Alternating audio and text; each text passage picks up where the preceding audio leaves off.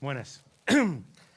Bueno, como todos sabéis, gran parte de vosotros me conoce, mi nombre es Eusebio Nieva, yo soy el director técnico de Checkpoint para España y Portugal, y vamos a hablar de lo que creemos que es una de las plagas que este año se ha desatado de manera importante, pero que el año que viene, el año pasado y este año va a ser una de las plagas posiblemente más importantes que vamos a ver, y queremos que lo veáis desde el punto de vista de una empresa de seguridad como Checkpoint y desde el punto de vista de los fabricantes de malware, ¿de acuerdo?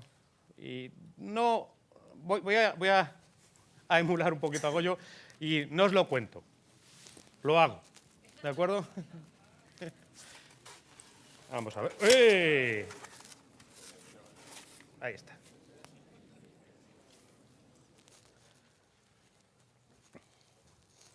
Bienvenidos al primer Cybercrime Day en Madrid.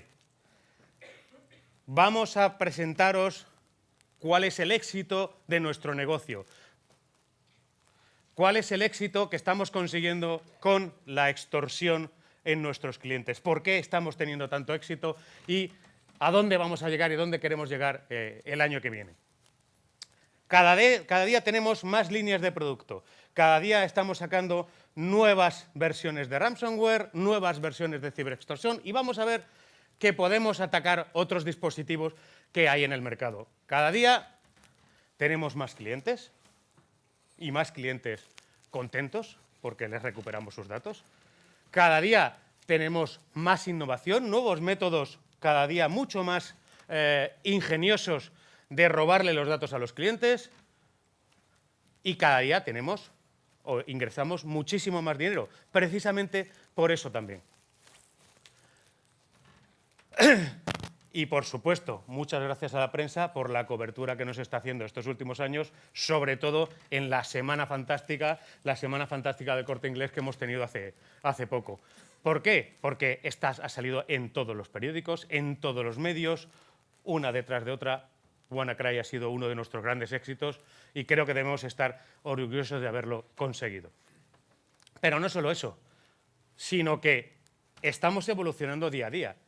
Estamos evolucionando del cibercrimen en los días antiguos, en los cuales nuestros gusanos de spam o los keyloggers o los troyanos bancarios eran una de nuestras principales fuentes de ingreso, las botnets, etc. ¿Cuál era el problema de todo esto? Nosotros queríamos esos datos de los usuarios, queríamos los detalles de las tarjetas de crédito, queríamos los detalles médicos, queríamos datos financieros y queríamos propiedad intelectual. Y esto no quiere decir que no sigamos intentando tener estos datos, pero el problema ha sido siempre cómo convertir esos datos en dinero. Gracias al ransomware esto es cada día mucho más fácil. ¿Por qué? Porque en estos casos era mucho más difícil. Teníamos que convertir esos datos en dinero, pero de una manera complicada, de una manera además arriesgada. ¿Por qué? Porque hemos encontrado ahora una nueva forma de hacer negocio con esos datos. ¿Por qué no vendérselos al usuario? En vez de venderlos a otros, lo ideal es que el propio usuario pague por sus datos. Es la manera más fácil, es la forma más sencilla de poner esos datos en manos del usuario, pero el dinero en nuestras manos. En el caso del cybercrime, como veis, el ransomware es probablemente uno de los ataques con menor riesgo y mayor beneficio. Y cada año esto seguirá siendo así. Para nosotros es un win-win. No hay riesgo o prácticamente no hay riesgo, el usuario pagará porque quiere recuperar esos datos y el que no paga, pues nos da igual. No es riesgo para nosotros. Los números del ransomware en 2016, que esperamos que este año podamos por lo menos llegar a los objetivos de un 30, un 40 o un 50% más, han sido esto. Tenemos un 40% de base instalada. Es algo que pocos fabricantes pueden decir. Tenemos un 70% de monetización de esa base instalada, es decir, un 70% de los usuarios infectados han pagado por nuestro servicio. Y además, según los datos del FBI, cerca de $1 billón de beneficio en 2016. Lo cual es unos buenos números, pero esperamos que en 2017 sean mucho mejores. Pero quien diga, es que el ransomware es algo completamente nuevo, es una tecnología que no podemos... No, ransomware, si os fijáis, hay desde 1989. Y esta vez era el propio usuario el que se infectaba simplemente introduciendo un floppy disk. Ese floppy disk se encargaba de cifrar todos los datos del usuario y pedir de la misma manera un rescate por esos datos. O sea que no es nuevo, la tecnología o el concepto no es nuevo, pero sí que han cambiado muchas cosas. Cómo hacer negocio de eso es lo que ha cambiado. La escala de hacer negocio es lo que nos ha permitido crecer de esta manera. La forma de entregar el servicio es lo que ha cambiado. Tened en cuenta que un 40% de los ataques, según el último informe de Verizon, están causados por un ataque de ingeniería social. Algo más de un 40%, cerca de un 46%. Están causados por un ataque de ingeniería social. En el caso del ransomware, también es una de las grandes formas de atacar a nuestros usuarios, a través de la ingeniería social, a través del phishing, a través de waterholing, etcétera. Diferentes métodos en los cuales engañamos a los usuarios para que ellos mismos se infecten. La importancia de los datos también ha cambiado. En nuestros PCs solemos tener ahora datos cada vez más importantes, incluso datos personales, para los cuales los usuarios están deseando pagar por recuperar en muchas ocasiones. Esta es una de las claves también que nos ha permitido crecer durante estos años. Y, sobre todo, lo que ha cambiado completamente este negocio ha sido el sistema de pagos. El sistema de pagos ha cambiado completamente la forma de trabajar con nuestros clientes. En los viejos días, $2.2 million in unmarked, non-sequential bills. You miserable scum-sucking pig! Oh, honey, I'm so sorry. They made me say that. la forma de obtener pagos sin riesgo era pues, billetes pequeños sin marcar y no consecutivos. ¿De acuerdo? A día de hoy todo eso ha cambiado, gracias principalmente a Bitcoin. Bitcoin nos permite tener transacciones anónimas que no puedan seguir. Podemos tener un sistema directo de pago desde nuestros clientes, no habrá intermediarios y además una alta motivación para pagar. ¿Por qué? Porque tenemos los datos de nuestros clientes en nuestro poder. Pero realmente no tenemos que almacenarlo en ningún sitio, lo único que almacenamos son las claves. La transacción, la forma de interactuar con nuestros clientes es mínima.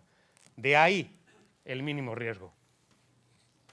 Y además, en general, no hay grandes motivaciones como para que la policía esté involucrada en muchas ocasiones. ¿Por qué? Porque el usuario tiene una cierta urgencia en muchas ocasiones en recuperar los datos y solo después es cuando suele involucrar al law enforcement.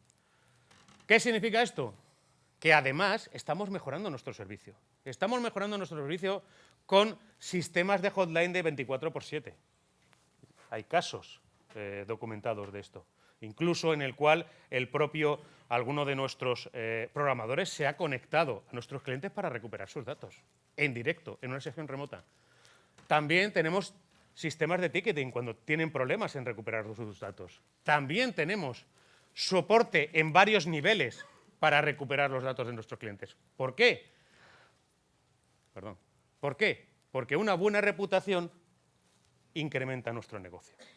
¿Cómo incrementa nuestro negocio? Si los usuarios saben que pueden recuperar sus datos, pues es mucho más probable que paguen para recuperarlos. ¿Cuál es nuestra hoja de ruta? ¿Cuál es nuestro futuro? ¿Cómo lo vemos? Pues podemos todavía compartir algunas cosas, como por ejemplo, podemos mejorar nuestro negocio como Ransomware as a Service. Cerber es uno de los primeros que está haciendo esto, en el cual yo alquilo el servicio de ransomware y tú eres el que infecta. Todo lo que tú infectes, un 60% para ti y un 40% para mí. Un modelo de negocio completamente conocido. Programas de afiliación, modelos de pago. Popcorn es otro de los ejemplos que ha surgido en el cual, bueno, vas a pagar un Bitcoin para recuperar tus datos, pero si infectas a 10 de tus amigos, el tuyo es gratis. Y, por supuesto, mejoramos el producto para que los usuarios no se puedan escapar. Encriptamos sus backups, sus copias de respaldo, soportamos nuevas plataformas como, por ejemplo, Mac, dispositivos móviles, que es la gran nueva ola de ataques que surgirán en los próximos años. Y el IoT, pues con el IoT nos ha venido Dios a ver, ¿no? Directamente. ¿Por qué? Porque imaginaros lo que puede ocurrir con IoT. No necesitamos encriptar los dispositivos. Podemos simplemente tenerlos en nuestro poder. O no pagarías por arrancar tu coche. No necesariamente por cifrarlo, simplemente por poder arrancar tu coche o porque te funcione el termostato. ¿De acuerdo? Todo eso son nuevos servicios, nuevas oportunidades que tenemos a nuestra disposición. Esto es lo que en el futuro vamos a poder crecer en clientes y en beneficios. Como os decía antes, no hace falta cifrar, sí, en muchos casos simplemente secuestrar el dispositivo es suficiente. Y ese es nuestro gran secreto para el futuro. ¿Por qué? Porque nos preocupamos de que nuestros clientes reciban el servicio que están esperando. 2016 fue un gran año, los próximos años serán aún mejores.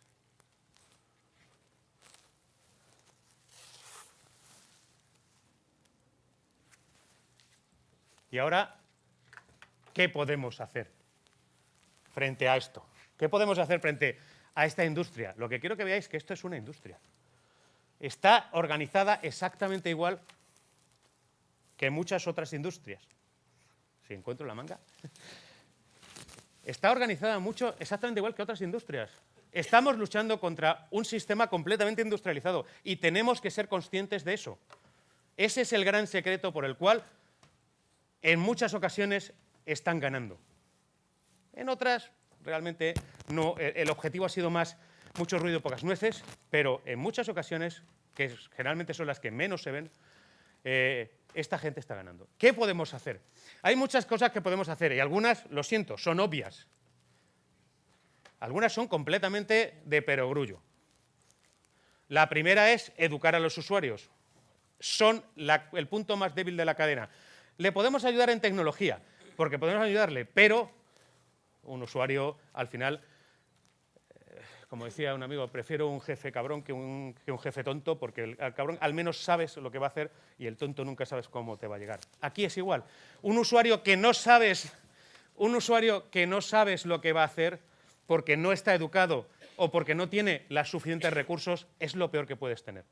¿De acuerdo? Un usuario cabrón sabes que este va a picar, entonces le pones una red aislada, haces los sistemas que haga falta, pero otros usuarios son los problemáticos realmente. En este caso, la educación es fundamental, pero, y esto también es obvio, por favor, los backups.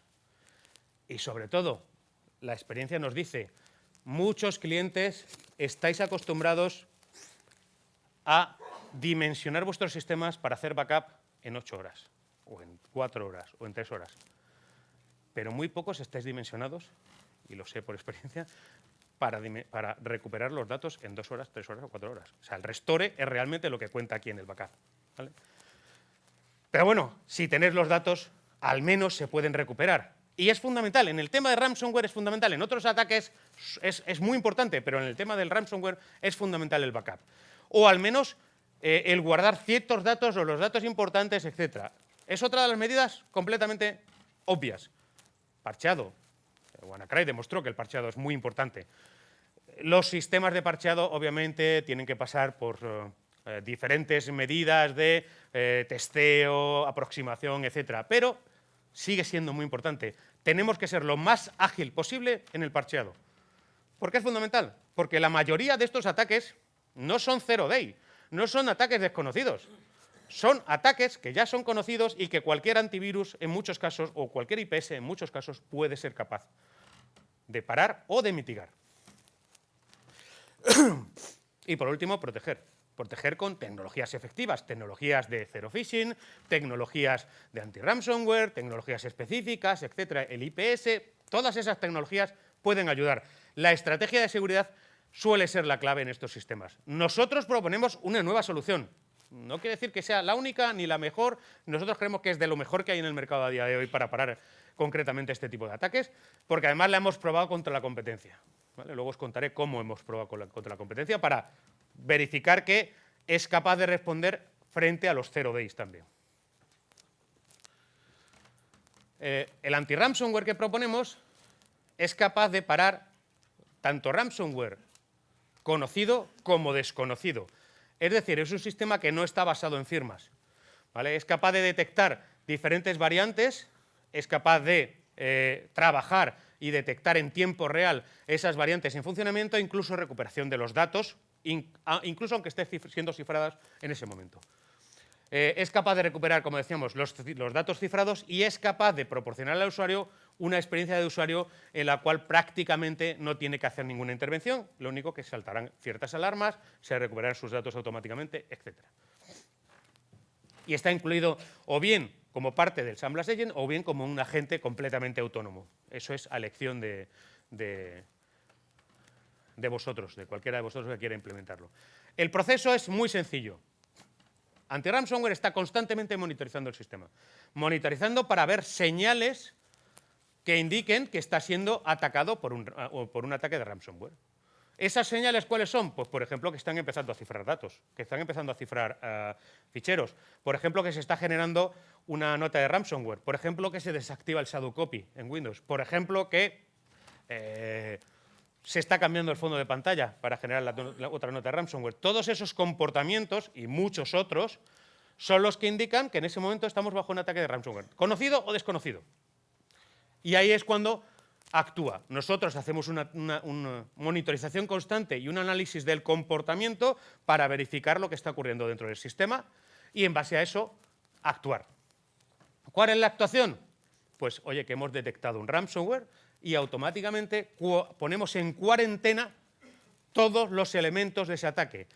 Generamos un informe de Forensic para poder remediar en el futuro cualquier otro ataque con esa misma firma o con esas mismas características.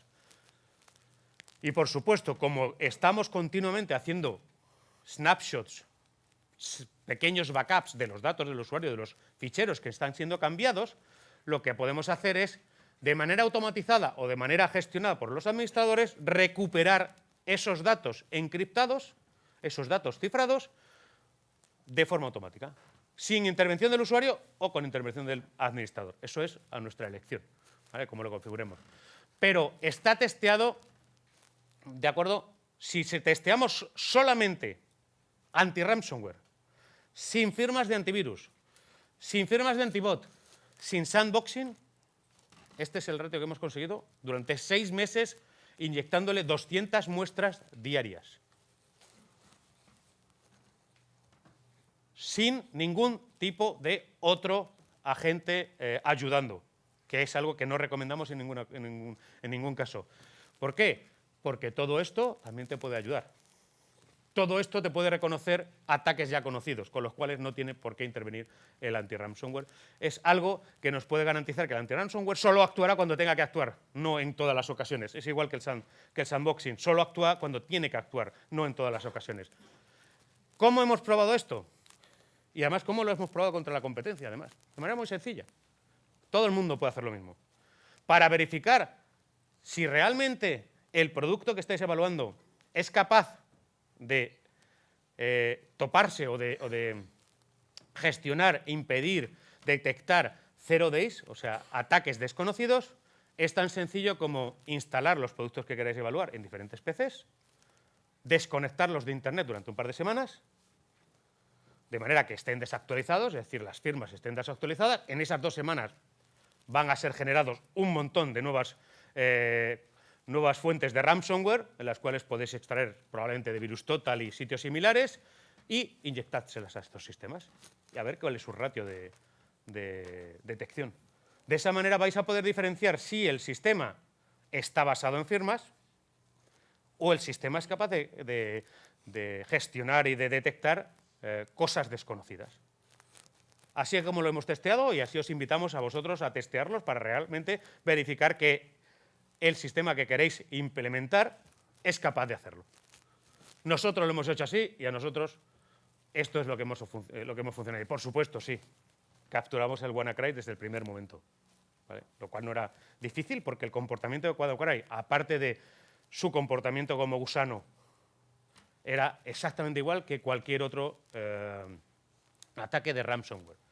Generaba la nota de rescate, empezaba a cifrar ficheros, etcétera, etcétera, etcétera. Lo mismo, de hecho, no me acuerdo si desactivaba el shadow copy o no, pero vamos, creo que sí, ¿vale? Es como cualquier otro ransomware moderno, con lo cual lo capturamos desde el primer momento. Lo que os decía antes, en la vida real no os aconsejamos desactivar esas defensas porque os pueden ayudar en muchas ocasiones a liberar de carga o a detectar cosas que allí donde el anti-ransomware puede que no llegue. ¿De acuerdo? ¿Cómo llega el ransomware a nuestros usuarios? ¿Cómo podemos evitar esos vectores de infección? ¿Cómo podemos llegar a determinar cuál es el peligro? Pues bien, a través de la descarga de sitios maliciosos, a través de la navegación en sitios infectados, hay diferentes métodos, links maliciosos, attachment maliciosos, USB, un fichero en USB, etcétera, etcétera. Al final hay un montón de formas de hacer llegar, como decíamos antes, de hacer llegar este malware a los usuarios. Eso significa que tenemos que proteger a nuestros usuarios primero con esas barreras que sean capaces de detectar todo esto, pero también con una barrera que incluso aunque si se saltan esas medidas de detección, podamos tener, digamos, la última barrera que sea el anti-ransomware el que pueda detectarlo. Por eso nosotros en Check Point siempre os hemos recomendado una arquitectura de seguridad en varios niveles. Cada una de las funcionalidades está preparada para detectar y contrarrestar diferentes tipos de ataques. En el caso de, por ejemplo, los attachments maliciosos o los documentos maliciosos, Threat Extraction y Threat Emulation son las tecnologías que más pueden ayudar, sobre todo si son zero day. Es tan sencillo como Threat Extraction lo que le va a proporcionar a nuestros clientes es una copia limpia del documento.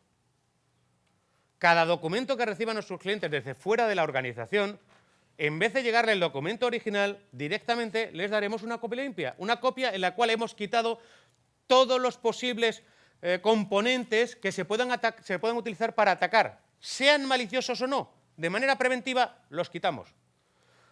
De esa manera no tenemos que empezar a investigar si tenemos que detectar si esto es malicioso, si no lo es. Os puedo decir que en 2 años que llevo utilizando esa tecnología dentro de Check Point he tenido que pedir el fichero original 2 veces. Porque realmente no se necesita en la mayoría de las ocasiones. Y aún así, si queremos, podemos darle la opción a los usuarios a que recuperen el fichero original una vez que Threat Emulation haya hecho un diagnóstico de su comportamiento, lo haya detonado en un sitio completamente aislado y haya determinado que no hace ningún tipo de cosa aislada o ningún tipo de cosa peligrosa dentro de los PCs de los usuarios. Pero Threat Extraction garantiza que pueden trabajar desde el primer momento, en el 90% de las ocasiones, con el fichero copiado sin todo ese componente, perdonad, en todos esos componentes dinámicos, va a ser capaz de trabajar. Os lo puedo garantizar que en mi caso, ya os digo, 2 años, 2 veces he tenido que pedir el fichero original. En el caso de Antibot, de la misma manera, os puede ayudar para detectar si en un PC en un momento determinado ya ha sido infectado. En el caso del Zero Phishing, evitar que los usuarios compartan bien passwords o contraseñas corporativas o bien que sean engañados en sitios de phishing para robarles sus contraseñas. Antivirus, IPS, detalles conocidos. ¿Quién no hubiera deseado en muchos de vuestros clientes, muchos de vosotros, tener un IPS en todas y cada una de las redes para evitar la expansión del WannaCry? WannaCry, cualquier IPS, y el nuestro, de hecho, lo podía hacer perfectamente, evitaba la expansión del WannaCry. Porque era un bug, una vulnerabilidad conocida desde hacía meses. ¿De acuerdo? Entonces, eso es algo que puede ayudar todas estas tecnologías. Y, por supuesto, la última barrera es anti-ransomware. Es decir, si todos los otros ataques han sido capaces de saltarse esas barreras, pues que actúe anti-ransomware. Pero si no, no es necesario que lo tengamos actuando. No es necesario que sea esta barrera la que pare absolutamente todo, porque puede ser matar moscas a cañonazos en muchas ocasiones. Insistimos, unas protecciones en múltiples niveles. Para nosotros es fundamental. Cada protección, cada defensa tiene su función y tiene sus propiedades y sus buenas prácticas. Cada una de ellas es necesaria para cada tipo de defensa. Threat Intelligence, la actualización inmediata del conocimiento que exista del malware, de los ataques, etcétera, es algo que también nos puede ayudar muchísimo para que la efectividad de estas protecciones con múltiples niveles sea alta o no. Si nos vamos a enterar 12 horas después en nuestro IPS o en nuestro antivirus de una nueva actualización o un nuevo bug, ese es el tiempo de ataque que pueden aprovechar para atacarnos. Esa es la ventana de ataque que tenemos, la ventana de vulnerabilidad en la cual somos susceptibles de ser atacados por los fabricantes de malware. Sobre todo, medidas para bloquear tanto malware conocido como desconocido. Sandboxing es hoy en día una de las medidas. Una de las cosas que demostró WannaCry es que ya no es aceptable el paciente cero. No es aceptable que uno de nuestros usuarios quede infectado mientras yo decido si lo que le ha infectado es bueno o es malo, si el documento que le ha llegado es bueno o es malo. WannaCry ha demostrado que eso ya no es aceptable, porque ese paciente cero es el que ha infectado a todos los demás. Ese es el problema de los movimientos laterales que pueden existir desde ese paciente cero. Si esos movimientos laterales, además, están completamente automatizados porque aprovechan vulnerabilidades en los sistemas paralelos, se acabó. La expansión dentro de una compañía es inmediata y es prácticamente letal. Por eso, paciente cero, ninguna solución que permita paciente cero va a ser efectiva 100% y va a ser efectiva de manera adecuada contra las nuevas amenazas que van a surgir. Y esperad que este tipo de ransomware surgirá más y más, ¿de acuerdo? Y su disponibilidad en todos los puntos, la misma tecnología o las tecnologías parecidas puede estar disponible en cualquier sitio. Que el IPS pueda funcionar tanto en el puesto de trabajo como en diferentes redes, como en transparente, como que el antibot esté disponible, que se pueda generar un análisis forense adecuado, etcétera, etcétera. Todo eso para nosotros es fundamental y dentro de nuestra tecnología es algo que siempre intentamos poner. ¿De acuerdo? Por eso creemos que con nuestra tecnología de anti-ransomware, que irá evolucionando a lo largo de los años y irá evolucionando a medida que la amenaza siga desarrollándose, para nosotros lo que nos va a permitir es realmente ponerle un punto y final a este tipo de ataques. Muchas gracias. Y solo una última cosa. Ya que estábamos hablando de sobrevivir a la plaga de ransomware, recordad, como decía la gran Gloria Gaynor,